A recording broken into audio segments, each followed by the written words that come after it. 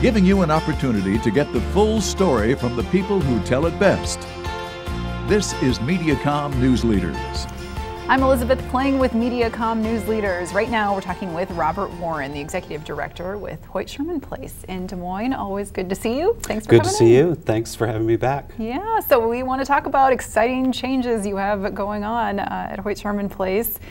Getting underway this spring. Tell us about what's ahead there. So we're adding on approximately 10,000 square feet, 3-level addition backstage, because when the Women's Club built the theater as an auditorium in 1923, it was just for their clubhouse, so there wasn't a need for dressing rooms and showers and rehearsal space and green rooms. Yes. So all of that is being added on, be 3 levels. And a bonus that we discovered when the city approved us to go up 3 levels instead of just 2, we can relocate the offices to behind the theater and open up essentially the upper level of the mansion. So all 8 of the staff right now share what used to be Hoyt and Sarah Sherman's bedroom and their children's dressing room. So we want to be able to make that accessible again, the start of the whole process. So it'll be a fun thing. And we're also putting on a new annex off of the box office entrance that is the biggest selling point for all of our donors, because we'll be adding 10 new restroom facilities for the ladies and 6 for the gentlemen. So now that we're doing more and more sold out events, the bathroom capacity is a real crunch at intermission. But the design of this is great because it'll be a English basement style bump out with a separate lobby. So we're bringing back jazz in July. We will be able to have bathrooms and everything accessible for lawn events, Sherman Hill Halloween tours, the neighborhood home tours, without having to have the whole building opened and armed and secured. So it'll be a nice bonus for the neighborhood. Yeah, kind of talk about how things have changed there in terms of how busy you've become over the last several years that has really necessitated these changes then. Yeah, you know, we went from about 45 main headliner events and hosting a couple of lunches to now we're doing 75 to 80 big ticketed artists, which most people see and hear about in the news, but what they don't realize, last calendar year we hosted 327 events in that building. So essentially it's single use. If there's something in the gallery in the mansion, you can't really have a Flaming Lips or a Primus concert going on in the theater.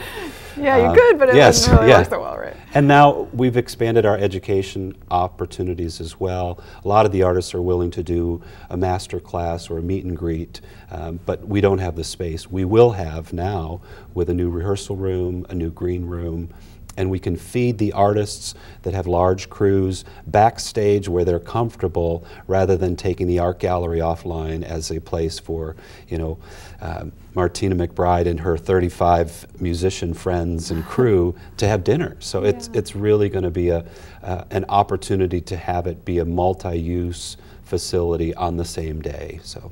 Wonderful. Well, it will be exciting to see those changes. We should mention too, of course, all of this takes money to make it happen. Where are you at with the fundraising? We are at $2.3 million for a $3.5 million goal for our Artist and Education Center at Hoyt Sherman Place.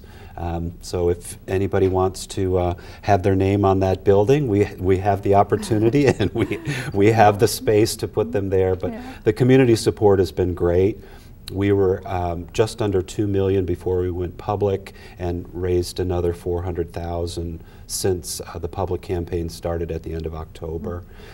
We have a lot of other grants and things in the pipeline, so we're hopeful to be at our goal by the time we break ground in April. So it's still a push, but we're getting there. And we know you have so many things, exciting shows coming up too. Can we mention just a few before we go that people can put on the calendar? Yeah, Dimitri Martin is coming. We've been very successful with comedy. Young the Giant is coming back for that younger audience.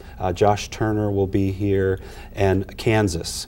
they had such a great time at their sellout concert 2 years ago that they actually reached out to us when they started their Point of No Return tour and made sure that Hoyt Sherman Place had a spot on their calendar. So what a compliment. It's very nice that they're reaching out to us now because we treat them very well, and the community does too.